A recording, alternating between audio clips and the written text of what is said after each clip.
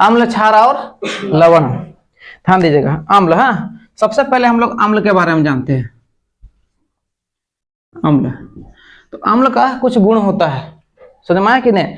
अम्ल का क्या होता है? कुछ गुण होता है। जैसे अम्ल स्वाद में क्या होता है? खट्टा होता है। अम्ल जो होता है, अम्ल स्वाद में खट्टा होता है, खट्टा होता है।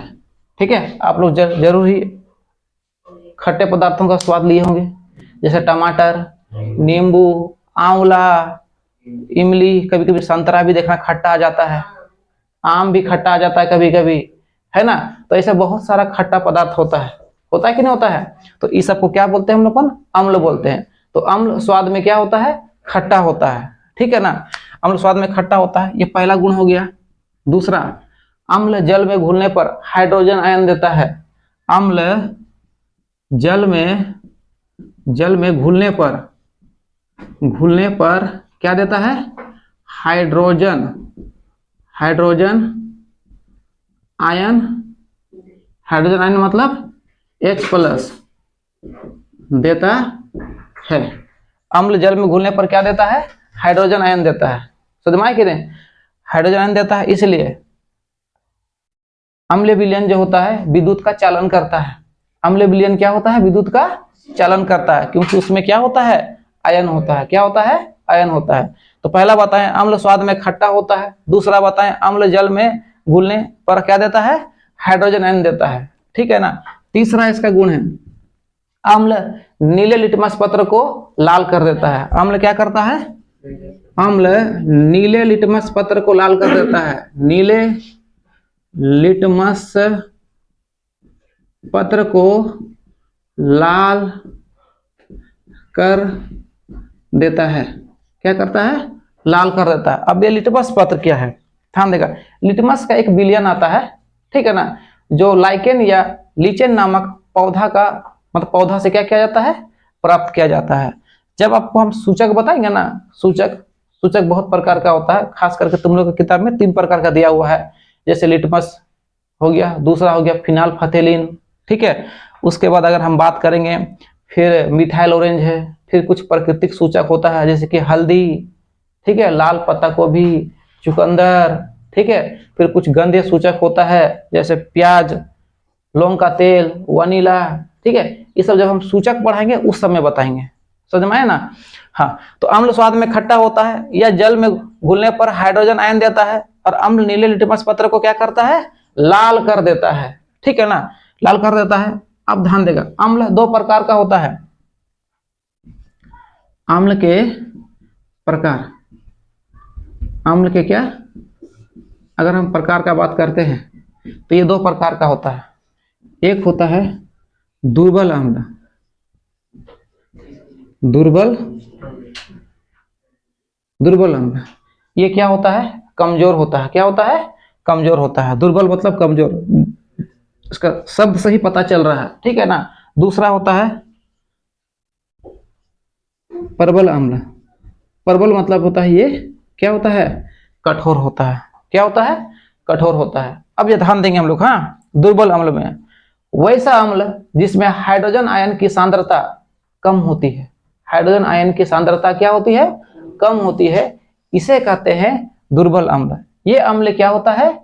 कमजोर होता है, ठीक है ना। तो दुर्बल अम्ल में हम लोग क्या लिखेंगे? वैसा अम्ल, ध्यान देगा, जिसमें हाइड्रोजन आयन की सांद्रता क्या होती है? कम होती है। समझ में आया कि नहीं? उसे क्या कहते हैं? दुर्बल अम्ल कहते हैं। जैसे अगर हम एग्जाम्पल में लेंगे तो ऐसे अम्ल का प्रयोग जो है हम लोग खाने पीने में उपयोग करते हैं। समझ में आया कि नहीं? खाने पीने में इसका उपयोग करते हैं। जैसे नींबू, नींबू का स्वाद हम लोग तो लिए ही है, खट्टा लगता है, तो नींबू हो गया। संतरा, संतरा भी हम लोग खाए होंगे हम लोग को, ठीक है ना, हम तो खाए हैं, आप लोग देख लीजिए अपना, ठीक है। तो नींबू हो गया। संतरा में सिट्रिक अम्ल पाया जाता है। क्या पाया जाता है? सिट्रिक अम्ल पाया जाता है ना। आपका ये दुर्बल अम्ल है, क्या इसको खाने से कोई इफेक्ट पड़ता है? अधिकतर नहीं, ठीक है। इसका हम लोग उपयोग खाने पीने में कर सकते हैं। उसके बाद दूध में पाया जाता है लैक्टिक अम्ल। दूध पीते हैं ना, दही भी खाते हैं, खट्टा खट्टा लगता है, तो इसमें कौन सा अम्ल पाया जाता है? लैक्टिक अम्ल पाया जाता है, ठीक है। उसी प्रकार इमली में टार्ट्रिक अम्ल पाया जाता है, ठीक है। अचार या सिरका में एसिटिक अम्ल पाया जाता है। तो ऐसा बहुत सारा अम्ल है, ठीक है ना। फिर अगर हम बात करेंगे, टमाटर में ऑक्जेलिक अम्ल पाया जाता है, सेव में मैलिक अम्ल पाया जाता है। तो ऐसा बहुत सारा अम्ल है, ठीक है, जो कमजोर होता है, और इस अम्ल का उपयोग हम लोग खाने पीने में कर सकते हैं, ठीक है ना। हाँ, तो उम्मीद करते हैं समझ में आ गया होगा। दूसरा देखते हैं प्रबल अम्ल। क्या होता है प्रबल अम्ल? ये अम्ल में क्या होता है, हाइड्रोजन आयन की सांद्रता मजबूत और कठोर होता है, यानी अधिक होता है। वैसे अम्ल जिसमें हाइड्रोजन आयन की सांद्रता क्या होती है, अधिक होती है, वैसे अम्ल जिसमें हाइड्रोजन आयन की सांद्रता अधिक होती है, वह अम्ल प्रबल एवं क्या कहलाता है, कठोर कहलाता है। ये बहुत ही कठोर होता है, समझ में आया कि नहीं। जैसे अगर इसमें हम बात करेंगे तो HCl, इसको बोलते हैं हाइड्रोक्लोरिक अम्ल। क्या बोलते हैं, हाइड्रोक्लोरिक अम्ल। ये अम्ल हम लोग के आमाशय में पाया जाता है, खास करके भोजन को पचाने में किया जाता है। और हम बताए थे कि भोजन के साथ जो भी हानिकारक जीवाणु आता है उसको क्या करता है, नष्ट कर देता है। क्या करता है, नष्ट कर देता है। तो क्या इसको खाने पीने के रूप में उपयोग कर सकते हैं, नहीं कर सकते हैं। प्रबल अम्ल है ये, समझ में आया कि नहीं। हाँ, कठोर अम्ल है। उसके बाद H2SO4 सल्फ्यूरिक अम्ल। सल्फ्यूरिक अम्ल, इसे अम्लों का राजा कहा जाता है। क्या कहा जाता है, अम्लों का राजा कहा जाता है इसे, ठीक है। ये खास करके जो बैटरी होता है ना, बड़ा बड़ा जो बैटरी होता है उसमें ये पाया जाता है। बैटरी पानी देखा है, बैटरी के अंदर जो पानी होता है उसमें ये अम्ल पाया जाता है। तुम लोग कभी फिल्म में देखा होगा, वहां से पानी निकालता है, ठीक है। इसको निकालने के बाद कोई, जैसे कि पेड़ पौधा में गिरा दिया या त्वचा में गिर जाने के बाद जल जाता है। क्या होता है, जल जाता है, जिसको तेजाब बोलते हैं, खास करके देखा ना होता है। हाँ, तो बैटरी पानी होता है, ठीक है ना। अगर ये कठोर, हाँ देखो ये कठोर होता है। क्या होता है, कठोर होता है, ठीक है। तो ये सब हो गया आपका प्रबल अम्ल। फिर और भी आएगा नाइट्रिक अम्ल, HNO3, ये है नाइट्रिक अम्ल। क्या बोलते हैं इसको, नाइट्रिक अम्ल। तो ये अम्ल क्या होता है, कठोर होता है। समझ में आया कि नहीं। फिर से एक बार बता रहे हैं, अम्ल स्वाद में खट्टा होता है, या जल में, अम्ल जल में घुलने पर हाइड्रोजन आयन देता है। अम्ल नीले लिटमस पत्र को क्या करता है, लाल कर देता है। अम्ल के प्रकार दो प्रकार का होता है, एक हो गया दुर्बल अम्ल, दूसरा हो गया प्रबल अम्ल। दुर्बल अम्ल का अगर हम बात करें तो वैसे अम्ल जिसमें हाइड्रोजन आयन की सांद्रता कम होती है, ठीक है। अतः यह अम्ल क्या होता है, कमजोर होता है। इसे हम लोग क्या कहते हैं, दुर्बल अम्ल कहते हैं। जैसे सिट्रिक अम्ल, लैक्टिक अम्ल, मतलब क्या, लैक्टिक अम्ल, ठीक है, एसिटिक अम्ल, ऐसा और भी बहुत सारा अम्ल आएगा, ठीक है। प्रबल अम्ल वैसे अम्ल जिसमें हाइड्रोजन आयन की सांद्रता क्या होती है, अधिक होती है। क्या कहलाती है, प्रबल अम्ल कहलाता है, ठीक है। जैसे हाइड्रोक्लोरिक अम्ल, सल्फ्यूरिक अम्ल हो गया, और नाइट्रिक अम्ल, और भी प्रबल अम्ल सब आएगा, ठीक है। चलो रेडी हो, चलो आज देखेंगे हम लोग क्या, सूचक। क्या देखेंगे, सूचक। सूचक के बारे में कल थोड़ा सा बताए थे, एक बार और जान लो। हाँ, सूचक, सूचक जो होता है तीन प्रकार के होते हैं। कितने प्रकार के होते हैं, तीन प्रकार के होते हैं, ठीक है। सूचक तीन प्रकार के होते हैं। आ जाओ, तीन प्रकार के होते हैं सूचक। कितने प्रकार के होते हैं, तीन प्रकार के होते हैं, ठीक है। अब यहाँ पर ध्यान दीजिएगा आप लोग। हाँ, पहला अगर हम बात करेंगे लिटमस, लिटमस पत्र। अगर हम दूसरा बात करेंगे हो जाएगा मिथाइल ऑरेंज, मिथाइल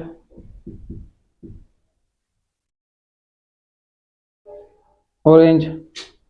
और तीसरा अगर हम बात करेंगे फिनाल फथेलिन, फिनाल फथेलिन, फिनाल फथेलिन।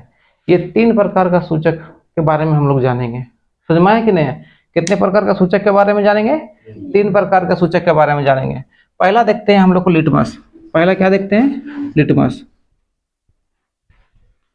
लिटमस पत्र के बारे में जानते हैं सबसे पहले। देखो लिटमस पत्र है, लिटमस का एक विलयन आता है, ठीक है। ये लीचेन या लाइकेन नाम का एक पौधा होता है, ठीक है। किस नाम का पौधा होता है, लीचेन, लीचेन या लाइकेन, लाइकेन पौधा होता है, ठीक है। इससे एक बिलियन निकाला जाता है, ठीक है। और ये बिलियन का जो रंग होता है कैसे होता है, बैगनी होता है, बैगनी या नीला बोलो, ठीक है। बैगनी या कैसे होता है, नीला रंग का होता है। इसमें हाँ, इस बिलियन को निचोड़ा जाता है, ठीक है ना। निचोड़ने के बाद पत्र, पत्र मतलब जैसे कागज का एक टुकड़ा लिया और उसमें क्या कर दिया, डुबा दिया, डुबा करके उसको क्या करके निकाल करके सुखा दिया, ठीक है। सुखाने के बाद क्या करेगा, उस लिटमस पत्र के विलयन में कुछ बूंद अम्ल डालो, ठीक है। तो ध्यान देगा, तो लिटमस पत्र का प्राकृतिक रंग नीला, ध्यान देगा, बैगनी होता है लेकिन नीला बोलेंगे हम लोग, ठीक है ना। देखो तो ये नीला रंग का क्या लिया हम, लिटमस पत्र लिया। इसमें क्या किए, कुछ बूंद अम्ल का डाल दिए। जैसे अम्ल का डाल दिए, जितना एरिया में अम्ल गया उतना क्या हो जाएगा, लाल हो गया। क्या हो गया, लाल। तो ये नीला से हो जाएगा लाल। ध्यान देगा, तो लिटमस पत्र में अम्ल डालेंगे तो ये नीला से क्या हो जाता है, लाल हो जाता है, ठीक है ना। और उसी लिटमस पत्र को जो अभी लाल हो गया ना, लाल लाल वाला लिटमस पत्र को अगर हम क्षार में डालेंगे, किस में डालेंगे, क्षार में डालेंगे, तो वो दोबारा फिर लाल से कैसे हो जाएगा, नीला हो जाएगा। लाल से कैसे हो जाएगा, नीला हो जाएगा। तो कहने का मतलब है कि अम्ल नीला लिटमस पत्र को लाल कर देता है और लाल लिटमस पत्र को कैसे करता है, नीला कर देता है, ठीक है। अम्ल नीले लिटमस पत्र को लाल कर देता है और क्षार लाल लिटमस पत्र को क्या करता है, नीला कर देता है। तो यहाँ से ऑब्जेक्टिव क्वेश्चन ध्यान दीजिएगा। हाँ, पहला, लिटमस का विलयन किससे प्राप्त किया जाता है बोलेगा, तो लीचेन या लाइकेन नाम का पौधा से प्राप्त किया जाता है, ठीक है। लीचेन या लाइकेन नामक पौधा से क्या प्राप्त किया जाता है, लिटमस का विलयन प्राप्त किया जाता है, ठीक है। उसके बाद हम देखते हैं नेक्स्ट, ये हो गया। नेक्स्ट देखते हैं मिथाइल ऑरेंज, ठीक है। दूसरा देखेंगे मिथाइल ऑरेंज, मिथाइल ऑरेंज क्या देखेंगे, मिथाइल ऑरेंज।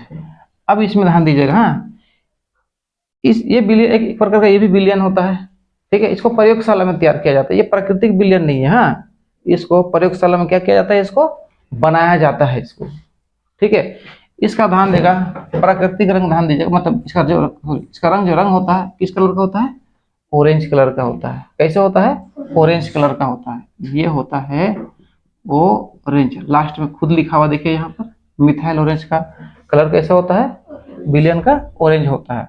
अब ध्यान दीजिएगा। हाँ, जैसे ही हम मिथाइल ऑरेंज का, मान लीजिए हम 2 गिलास लिए कांच का, ठीक है। एक में हम अम्ल डालें और दूसरा में क्या डालें, क्षार, ठीक है। इसमें हाँ देखिए, एक मिनट रुकिए, इसमें मिथाइल ऑरेंज है, इसमें भी क्या है, मिथाइल ऑरेंज है। इसमें हम अम्ल डालेंगे और इसमें हम क्या डालेंगे, क्षार डालेंगे, ठीक है। दोनों का रंग क्या है, ऑरेंज है। क्या है, ऑरेंज है। अब यहाँ पर समझिएगा, अम्ल वाला में मतलब ये मिथाइल ऑरेंज में हम क्या डालेंगे, अम्ल डालेंगे। क्या डालेंगे, अम्ल डालेंगे। जैसे ही इसमें अम्ल डालेंगे तो इसका रंग, ऑरेंज को क्या बोलते हैं हम, नारंगी बोलते हैं, नारंगी। नारंगी से ये हो जाएगा आपका लाल, ठीक है। ये वाला मिथाइल ऑरेंज में जैसे ही अम्ल डालेंगे तो ये नारंगी से हो जाएगा क्या, लाल हो जाएगा, ठीक है। और ये वाला मिथाइल ऑरेंज में अगर हम क्या डालेंगे, क्षार डालेंगे तो ये हो जाएगा नारंगी से, नारंगी से हो जाएगा आपका पीला।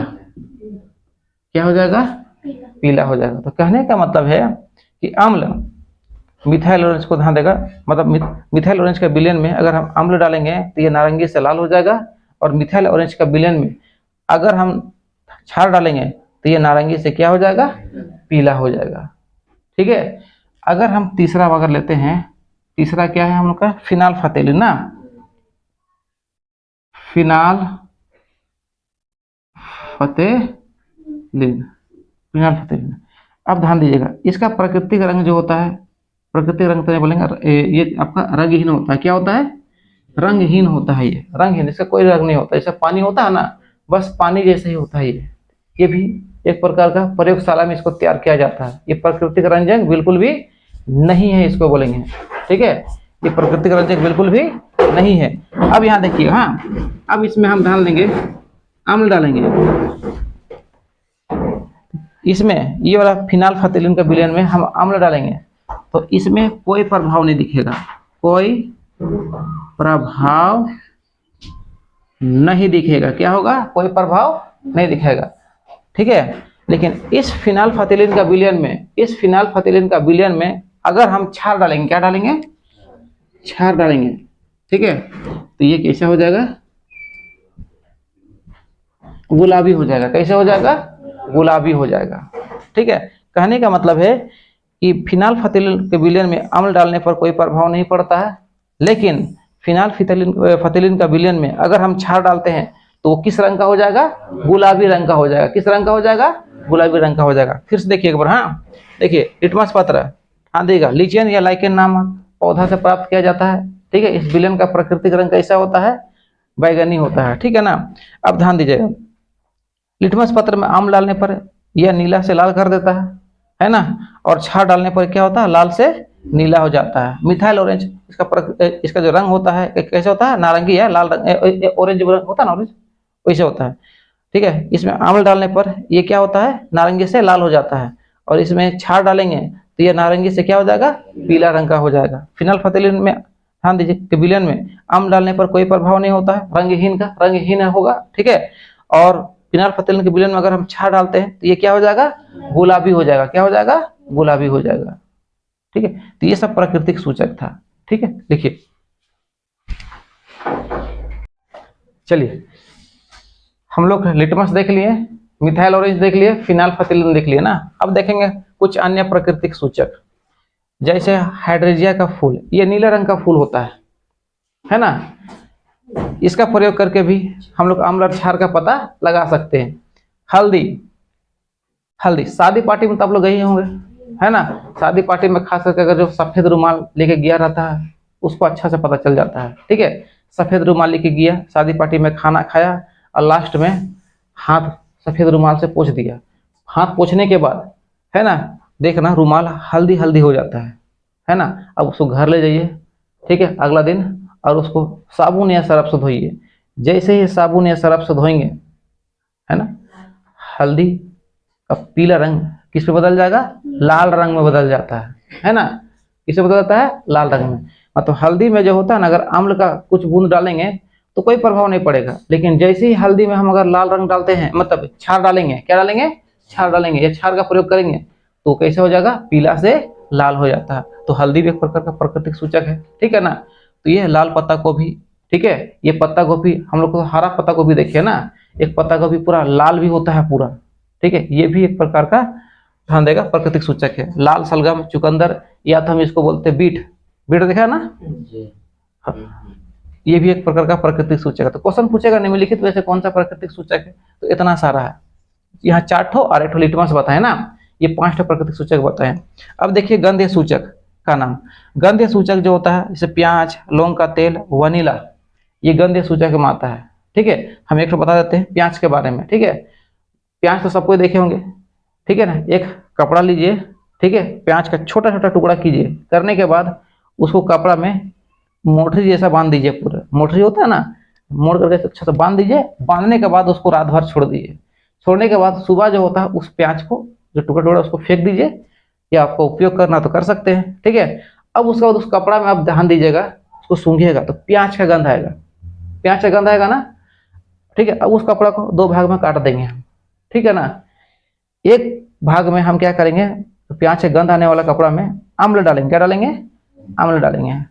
तो हम देखते हैं कोई प्रभाव नहीं पड़ता है, मतलब प्याज का गंध आ रहा है, पहले की तरह ही आते रहता है प्याज की गंध।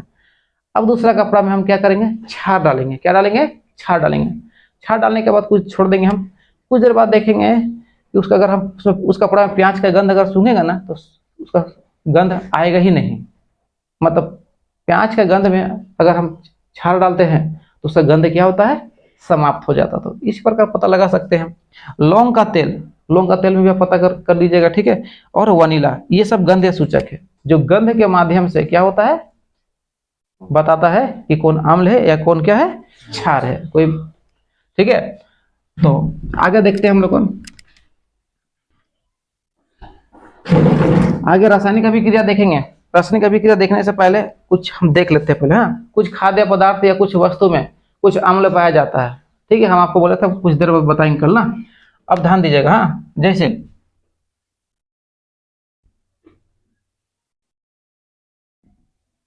वस्तु या खाद्य पदार्थ, खाद्य योग्य पदार्थ, ठीक है, अम्ल, हला नहीं करेगा, अम्ल।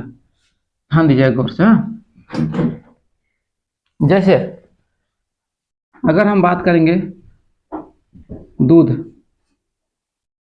और दही, आता है एग्जाम में क्वेश्चन यहाँ से। हाँ, यह बहुत इंपॉर्टेंट है। दूध और दही, दूध और दही में कौन सा अम्ल पाया जाता है? तो इसमें हो जाएगा लैक्टिक अम्ल। कौन सा अम्ल पाया जाता है? लिखाए थे लैक्टिक अम्ल। क्या होता है लैक्टिक अम्ल? ध्यान दीजिएगा, जब दूध पिएगा, आप पीजिएगा ना, तब खट्टा खट्टा महसूस नहीं कीजिएगा, ठीक है ना। लेकिन जैसे दूध से दही बन जाता है, तो दूध से दही बन जाने के बाद ध्यान दीजिएगा वो दूध खट्टा एवं दही क्या होता है? खट्टा हो जाता है ना। तो ऐसे क्या कारण होता है? तो होता है उस पर लैक्टिक अम्ल पाया जाता है। क्या पाया जाता है? लैक्टिक अम्ल पाया जाता है, जिसके कारण ध्यान देगा दूध से दही बन जाता है। तो दूध और दही में कौन सा अम्ल पाया जाता है? लैक्टिक अम्ल पाया जाता है। लेकिन अगर हम बात करते हैं मक्खन, दूध से ही मक्खन बनता है, मक्खन में कौन सा अम्ल पाया जाता है? तो ब्यूटेरिक अम्ल पाया जाता है। ब्यूटेरिक अम्ल, कौन सा अम्ल पाया जाता है? ब्यूटेरिक अम्ल पाया जाता है। ठीक है, नेक्स्ट देखते हैं नींबू और संतरा। नींबू का स्वाद तो आप लोग सबको लिए हैं। नींबू और अगर हम बात करें संतरा, तो नींबू और संतरा में कौन सा अम्ल पाया जाता है पूछेगा तो सिट्रिक अम्ल। कौन सा अम्ल पाया जाता है? सिट्रिक अम्ल पाया जाता है। नींबू और संतरा में कौन सा अम्ल पाया जाता है? सिट्रिक अम्ल पाया जाता है। उसके बाद अगर हम बात करेंगे इमली, इमली भी स्वाद में खट्टा होता है ना। इमली में कौन सा अम्ल देखा? इमली में होता है आपका टार्टरिक अम्ल। कौन सा अम्ल होता है? टार्टरिक अम्ल। टार्टरिक अम्ल होता है। इमली में कौन सा अम्ल होता है? टार्टरिक अम्ल होता है। इमली में टार्टरिक अम्ल पाया जाता है। उसके बाद देखेंगे अचार। अचार हो गया। उसके बाद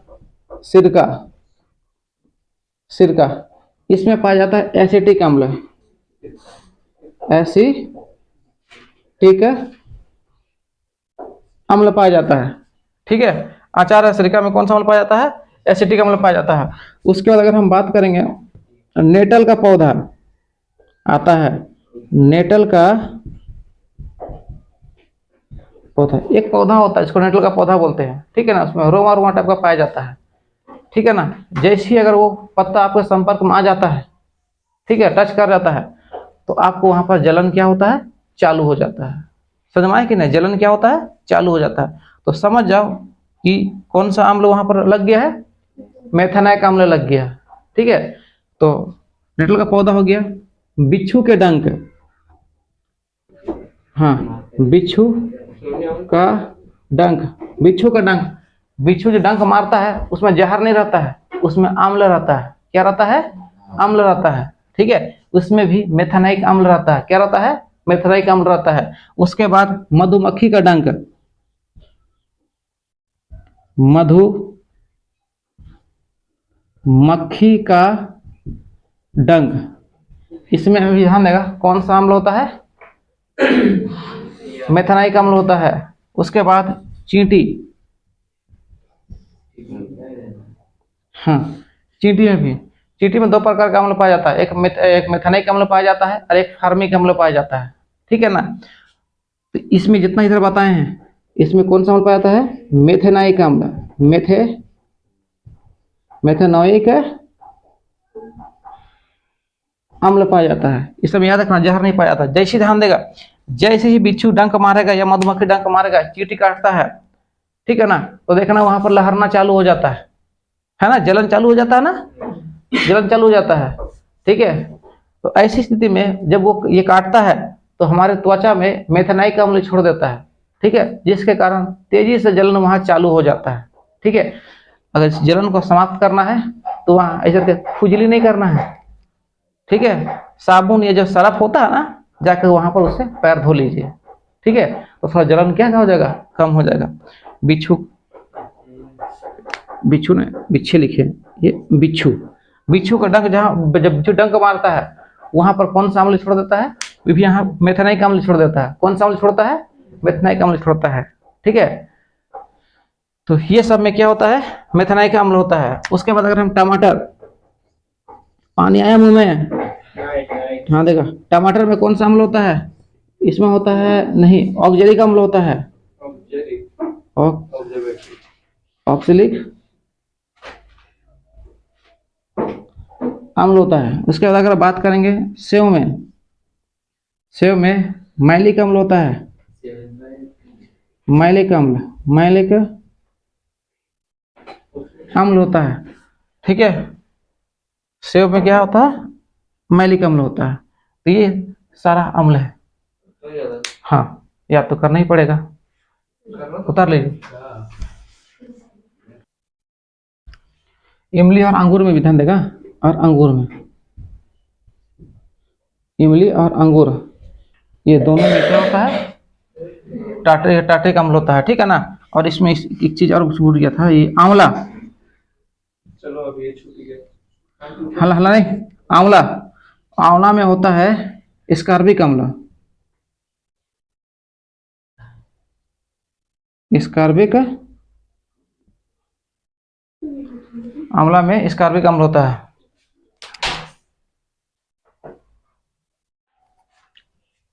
आज देखते हैं पीएच स्केल, क्या देखते हैं, पीएच स्केल, ठीक है।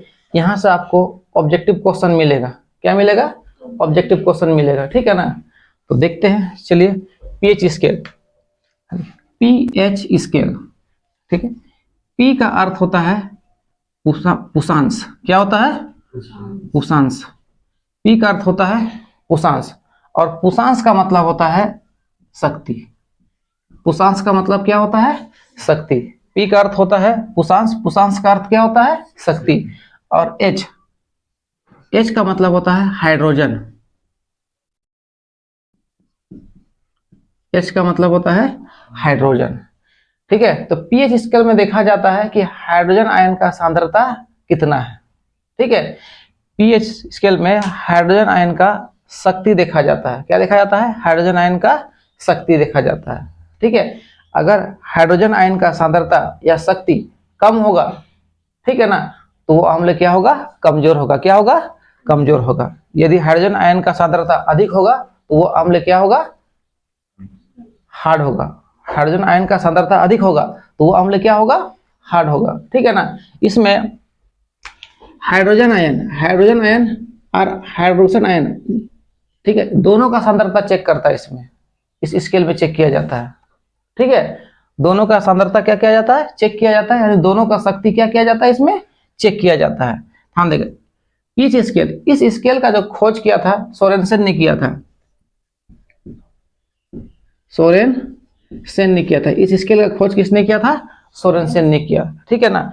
ये एक स्केल होता है, ठीक है, ये एक स्केल होता है जिसमें 0 से लेकर 14 तक अंक लिखा रहता है। कितना से कितना अंक लिखा रहता है, 0 से 14, ठीक है। मान लीजिए यहाँ पर 0 हो गया, इसको हटा देते हैं, प्रॉब्लम क्रिएट करेगा। 0, 1, 2, 3, 4, 5, 6, 7, 8, 9, 10, 11, 12, 13 और ये लास्ट में 14। तो क्वेश्चन पूछेगा पीएच स्केल का मान कितना होता है, तो 0 से लेके कितना तक होता है, 14। ऑप्शन मिलेगा 0 से 14, 1 से 14, ऐसे ही मिलेगा ऑप्शन में, ठीक है ना। याद रखना 0 से 14 आपको टिक कर रहा है, ठीक है ना। तो पीएच स्केल का मान कितना होता है, 0 से लेकर के 14 तक होता है। अब यहां ध्यान दीजिएगा, हाँ अब यहां देखते हैं पीएच स्केल का मान 0 से लेकर के 7 तक, ठीक है। 0 से लेकर क्या तक देखेंगे, 7 तक। यदि पीएच स्केल में आपको मान 0 से लेकर के 7 तक का बीच आ रहा है तो इसका मतलब होता है वो क्या है, अम्ल है। क्या है? अम्ल है। 0 से लेके 7 तक का बीच में आ रहा है तो वो क्या कहलाएगा? अम्ल कहलाएगा। वो अम्ल कहलाएगा।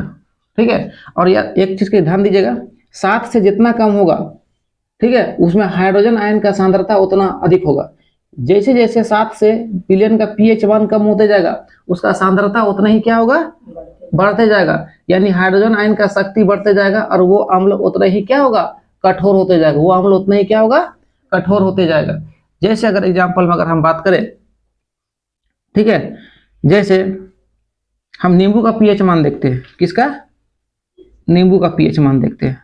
नींबू का पीएच मान लगभग होता है 2.4। कितना होता है? 2.4। ये नींबू का पीएच मान है। ठीक है, नींबू का पीएच मान कितना है? 2.4। ठीक है, उसका अगर हम आगे देखते हैं तो लार, हम लोग का जो लार होता है ना, लार का जो पीएच मान होता है,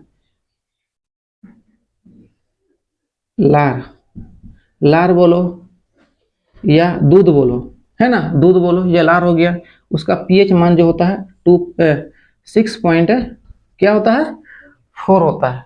6.4 होता है उसका पीएच मान। अब ध्यान दीजिएगा, दोनों में से कौन ज्यादा अम्लीय महसूस होता है? नींबू या दूध या लार? नींबू ज्यादा अम्लीय होता है। ध्यान दीजिएगा, नींबू ज्यादा अम्लीय होता है और दूध और लार जो होता है, ध्यान दीजिएगा, वो थोड़ा सा कम अम्लीय होता है ना। देखो लार या दूध जो होता है, ध्यान देखो, दूध पीने से उतना खट्टा लगता है, खट्टा महसूस नहीं होता। और लार तो हम लोग का मुंह में होता है कि हमेशा मुंह खट्टा लगता है? बिल्कुल भी खट्टा नहीं लगता है। ठीक है ना। लेकिन नींबू जो होता है थोड़ा सा ज्यादा खट्टा लगता है। ठीक है, तो ध्यान दीजिएगा, तो इसका पीएच मान कम है, तो जिसका पीएच मान जितना कम होते जाएगा, समझ जाइए कि वो उतना ज्यादा क्या होगा? अम्लीय होते जाएगा। ठीक है। और अगर हम बात करेंगे हाइड्रोक्लोरिक अम्ल का, हाइड्रोक्लोरिक अम्ल का पीएच मान 1 से कम होता है। ठीक है, हाइड्रोक्लोरिक अम्ल HCl, इसका पीएच मान जो होता है 1 से क्या होता है? कम होता है। अब इसका पीएच मान 1 से कम हो रहा है, इसका मतलब कि और ज्यादा खट्टा होगा या अम्लीय होगा क्यों ना होगा? तो ध्यान दीजिएगा, जिसका पीएच मान जैसे जैसे घटते जाएगा वो उतना ही अधिक अम्लीय होते जाएगा। ठीक है ना। और वो अम्ल उतना ही ज्यादा क्या होते जाएगा? कठोर होते जाएगा। क्या हो जाएगा? कठोर होते जाएगा। ठीक है ना। तो कहने का मतलब है कि जिस विलयन का पीएच मान 7 से कम होता है वो क्या कहलाता है? अम्लीय कहलाता है। जिस विलयन का पीएच मान 7 से कम होगा वो क्या कहलाएगा? अम्लीय कहलाएगा। अब देखते हैं 7 के बराबर। ठीक है, अब होगा क्या चीज? 7 के बराबर, 7 के बराबर जिस विलयन का पीएच मान 7 के बराबर होगा, ना 7 से थोड़ा कम ना 7 से थोड़ा ज्यादा, एकदम 7 के बराबर होगा। ठीक है, वो विलयन जो होगा वो उदासीन कहलाएगा। क्या कहलाएगा? उदासीन। उदासीन कहने का मतलब है कि ना ही वो आमले का मतलब खट्टा लगेगा स्वाद में, और ना ही वो स्वाद में क्या लगेगा? कड़वा लगेगा। जैसे अगर हम एग्जांपल में ले तो आशुद्ध जल, क्या लेंगे? आशुद्ध जल, आशुद्ध जल लेते, क्या लेते हैं? आशुद्ध जल। आशुद्ध जल का मतलब होता है सेलाइन वाटर। जैसे कोई व्यक्ति बीमार हो जाता है, शरीर में पानी की कमी हो जाता है, तो देखिएगा डॉक्टर सब जो है ना, एक तो इतना बड़ा प्लास्टिक का बोतल होता है ना, एक हुक जैसा डंडा रहता है, उसमें लटका करके वहां तो सुई घुसड़ता है, एक तो सुई लेकर शरीर में घुसड़ देता है सीधा। देखा है कि नहीं? उसको बोलते हैं सेलाइन वाटर। ठीक है, उसका उस जल का पीएच मान एकदम 7 के बराबर होता है। ना ही वो अम्लीय होता है, ना ही वो क्या होता है? क्षारीय होता है। तो उसको बोलते हैं हम लोग कौन? अशुद्ध जल। क्या बोलते हैं? अशुद्ध जल। ध्यान देगा, तो अशुद्ध जल क्या होता है? उदासीन।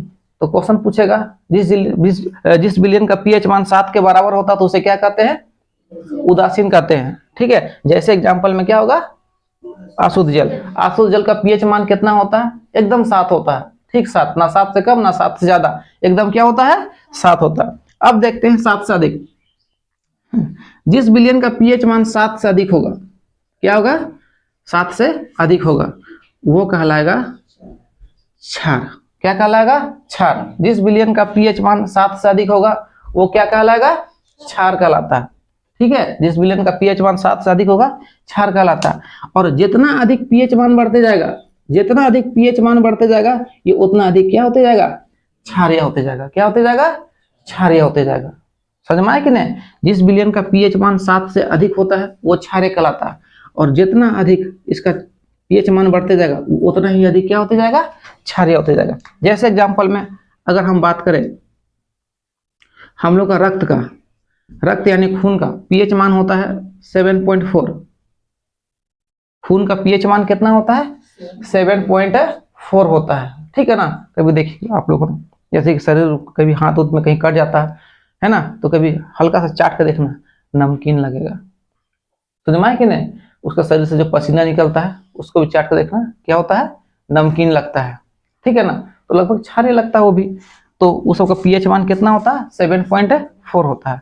और हम लोग जो नमक खाते हैं, समुद्री नमक, ठीक है, उस समुद्री नमक का जो पीएच मान होता है, नमक,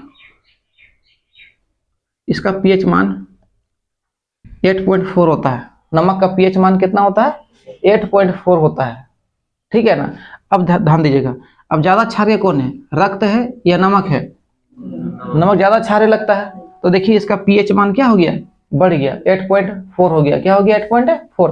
तो जैसे ही पीएच मान बढ़ा, क्षारीयपन क्या हो गया? बढ़ गया।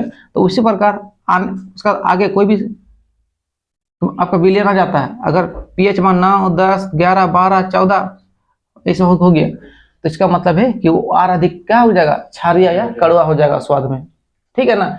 तो यहाँ हम ले देके समझे कि जिस विलयन का पीएच मान 7 से कम होता है अम्लीय कहलाता है, जिस विलयन का पीएच मान 7 से अधिक होता है क्या कहलाता है?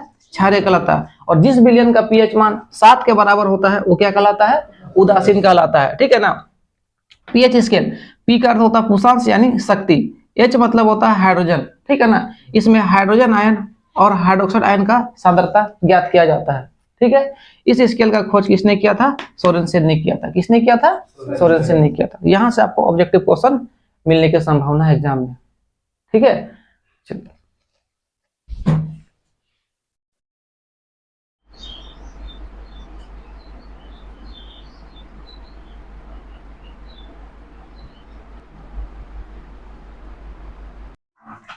चलो देखते हैं आगे। अब विभिन्न वस्तुओं का आप लोगों को पीएच मान हम बता दिए। अब और थोड़ा देखते हैं। जैसे अगर मान के चलो हमारा शरीर, इसका जो पीएच मान होता है ये होता है 7 से लेकर के 7.8 तक होता है हम लोग का शरीर का पीएच मान, ठीक है। हम लोग का शरीर का पीएच मान कितना होता है? 7 से लेकर के 7.8 के बीच होता है।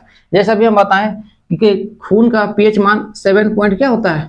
4 हो सकता है, कभी थोड़ा सा अधिक हो सकता है, हल्का कम भी हो सकता है, ठीक है, लेकिन क्षारीय ही होगा। क्या होगा? क्षारीय ही होगा, ठीक है। अगर हम बात करेंगे आपका खेत का मिट्टी का इसके बात करते हैं। मिट्टी, खेत में जो मिट्टी होता है ना, इसका पीएच मान लगभग 7 से लेकर के 7.6 तक होता है। 7 से लेकर कितना होता है? 7.6 तक होता है। यानी खेत का जो मिट्टी होता है ये भी क्या होता है? क्षारीय होता है, ठीक है ना। जब तक खेत का जो मिट्टी होता है वो क्षारीय रहेगा तब तक ये उपजाऊ होगा। क्या होगा? उपजाऊ होगा। समझ में आया कि नहीं? लेकिन अगर खेत का मिट्टी अम्लीय हो गया तो उसको दोबारा फिर से क्षारीय करना पड़ेगा, और क्षारीय करने के लिए उसमें कुछ जैसे क्षार वाला पदार्थ डालना पड़ेगा खेत की मिट्टी में। जैसे चूना छिटिए, चूना आता ना दीवार में पोतने वाला, दीवार में पोतने वाला चूना आता है जो दिवाली वाली समय घर से हम पोतते हैं, उसको खेत में छिट दीजिए तो मिट्टी फिर से क्या हो जाएगा? क्षारीय हो जाएगा, और क्या हो जाएगा? उपजाऊ हो जाएगा, ठीक है। और खेत का जो मिट्टी होता है वो अम्लीय कब होता है? जब अम्लीय वर्षा गिरता है। क्या गिरता है? अम्लीय वर्षा, अम्लीय वर्षा गिरता है, ठीक है। और इसका पीएच मान जो होता है 5.6 से कम होता है। क्या होता है? इसका अम्लीय वर्षा 5.6 से क्या होता है? कम होता है। यदि वर्षा के जल का पीएच मान 5.6 से कम हो जाता है तो इसे क्या कहते हैं? अम्लीय वर्षा कहते हैं। अब देखिए मिट्टी का पीएच मान 7 से लेकर 7 से लेकर 7.6 है, लेकिन अम्लीय वर्षा का पीएच मान 5.6 से क्या है? कम है। अब वर्षा तो कहीं भी हो सकता है कि नहीं? वर्षा कहीं भी हो सकता है। तो ऐसी स्थिति में अगर ये अम्ल वर्षा खेत में गिरता है तो ऐसी स्थिति में मिट्टी का पीएच मान क्या हो जाता है? घट जाता है। और जब पीएच मान घटेगा तो ऐसी स्थिति में क्या होगा कि मिट्टी का उपजाऊपन क्या हो जाएगा? कम हो जाएगा, ठीक है। अब ध्यान दीजिएगा, फिर उसके बाद हम लोग का हमारे शरीर में जो आमाशय होता है, ठीक है, अमाशय, उसमें कौन सा अम्ल पाया जाता है? हाइड्रोक्लोरिक अम्ल, HCl, हाइड्रोक्लोरिक अम्ल पाया जाता है, और इसका पीएच मान होता है लगभग 1.4 होता है अमाशय में, है ना, HCl, ठीक है, कितना होता है? 1.4 होता है। अब थोड़ा सा हम जानते हैं अम्ल वर्षा के बारे में। किसके बारे में जानते हैं? अम्ल वर्षा के बारे में।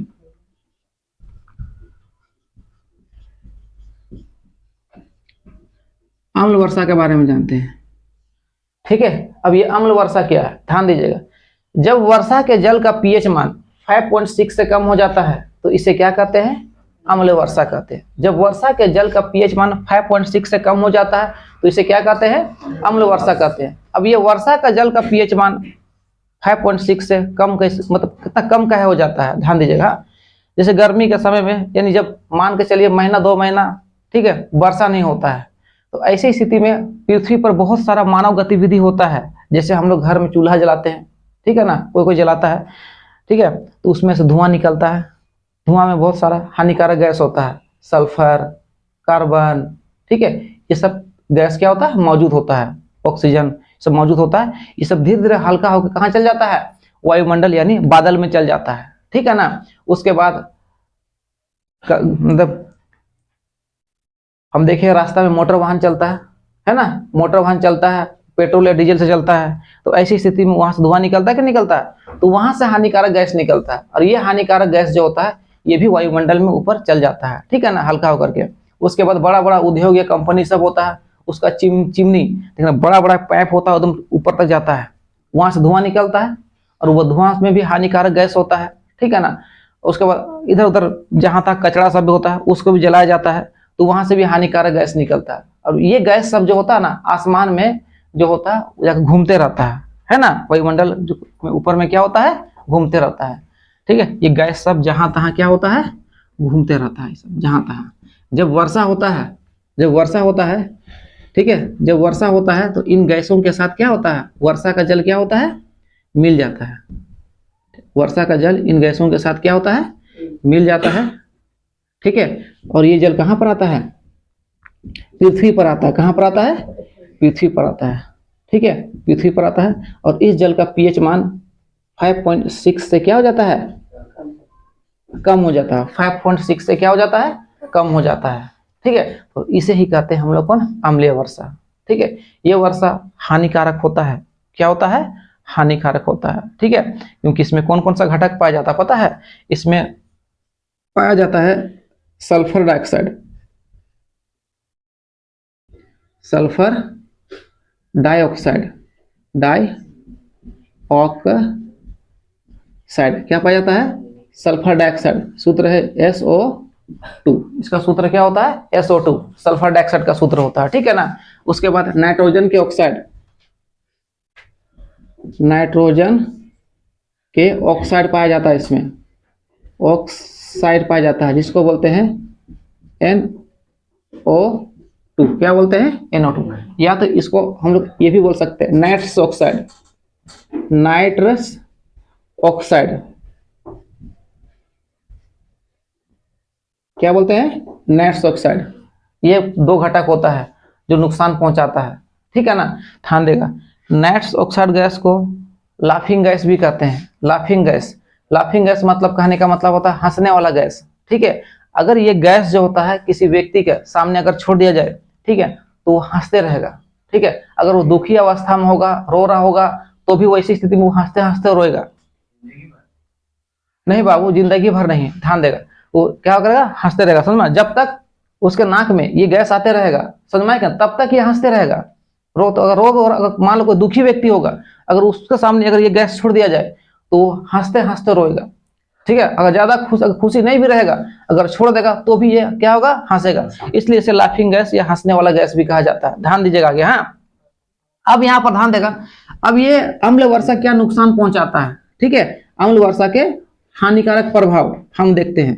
इससे क्या होता है? जब ये वर्षा गिरता है तो ऐसी स्थिति में हम लोग का मिट्टी को क्या कर देता है? खेत का मिट्टी को अम्लीय कर देता है। खेत का मिट्टी को क्या करता है? अम्लीय कर देता है। अब खेत का मिट्टी को अम्लीय कर देगा तो ऐसी स्थिति में जो मिट्टी का उपजाऊपन होगा वो क्या हो जाएगा? खत्म हो जाएगा। क्या हो जाएगा? खत्म हो जाएगा। पहला नुकसान हुआ। दूसरा नुकसान, अगर मान लीजिए बहुत दिन से वर्षा नहीं हुआ है और अब वर्षा हो रहा है, तो ऐसी स्थिति में किसी व्यक्ति को उस वर्षा के जल में नहीं भीगना चाहिए।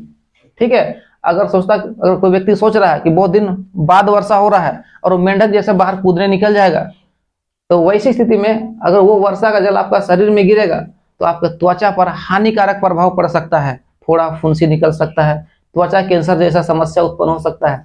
इसलिए पहला वर्षा में कभी भी बाहर मतलब भीगना नहीं चाहिए आपको। ठीक है ना, एक वो वर्षा हो जाए उसके बाद अगला दिन वर्षा और उसमें भींगे, कोई दिक्कत नहीं है। समझ में आया? तो पहला वर्षा जो होता है ये क्या कहलाता है? अम्लीय वर्षा होता है। ठीक है, तो इससे दूसरा हानिकारक प्रभाव हो गया। तीसरा हानिकारक प्रभाव क्या होता है? जब अम्ल वर्षा पृथ्वी पर गिरता है तो ऐसी स्थिति में जो जीव जंतु होता है जैसे बैल, बकरी, भेड़, ठीक है ना, या कोई अन्य जंतु अगर ये पानी का उपयोग पीने के रूप में करता है तो उसका पाचन तंत्र संबंधित समस्या उत्पन्न हो सकता है। पाचन तंत्र मतलब पेट से समस्या संबंधित समस्या क्या हो सकता है? उत्पन्न हो सकता है। तो तीसरा नुकसान हो गया। चौथा नुकसान क्या होता है? अगर ये अम्लीय वर्षा अगर मान के चलिए कि किसी ऐतिहासिक इमारत पर गिरता है, ठीक है, ऐतिहासिक इमारत जैसे ताजमहल हो गया, स्वर्ण मंदिर हो गया, ठीक है, ये सब, ठीक है ना, क्या होता है कि संगमरमर पत्थर से बना हुआ है। ठीक है, विक्टोरिया मेमोरियल, ठीक है, ये सब संगमरमर पत्थर से बना हुआ है। ठीक है ना, अगर ये अम्ल उस भवन पर गिरेगा, ठीक है, ये इमारत पर गिरेगा, तो ऐसी स्थिति में उसका रंग को जो है ना धूसर कर देगा। रंग को क्या कर देगा? धूसर मतलब थोड़ा सा पीला कर देगा। क्योंकि ये सब देखो, ताजमहल हो गया या विक्टोरिया मेमोरियल हो गया, ये सब जो है आपका सफेद संगमरमर का बना हुआ है। सफेद संगमरमर पत्थर का क्या हुआ है? बना हुआ है। और ये अम्ल वर्षा जो होता है अगर इन सब में गिरेगा तो ऐसी स्थिति में उस रंग को क्या कर देगा? धूसर कर देगा। ठीक है ना, तो खराब हो जाएगा। आप लोग देखे होंगे बहुत सारा इमारत, ठीक है ना, जो घर सब होता है उसको सफेद रंग से पेंट कर दिया जाता है। ठीक है ना, अब 1 साल 1.5 साल के बाद देखिए वो सफेद रंग काला हो जाता है। काला होता है कि नहीं होता है? धीरे धीरे रंग सब धूसर हो जाता है। तो ये अम्ल वर्षा के कारण ही होता है सब। तो इतना सारा हानिकारक प्रभाव पड़ सकता है अम्ल वर्षा के कारण। ठीक है, अगर एग्जाम में ऑब्जेक्टिव क्वेश्चन पूछेगा, ठीक है, अम्ल वर्षा का पीएच मान कितना होता है?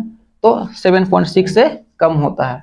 दूसरा ऑब्जेक्टिव क्वेश्चन पूछ सकता है कि अम्ल वर्षा में निम्नलिखित में से कौन सा घटक पाया जाता है? तो सल्फर डाइऑक्साइड, या तो ध्यान देगा, और नाइट्रोजन के ऑक्साइड। अगर ये नहीं रहेगा तो नाइट्रस ऑक्साइड रहेगा।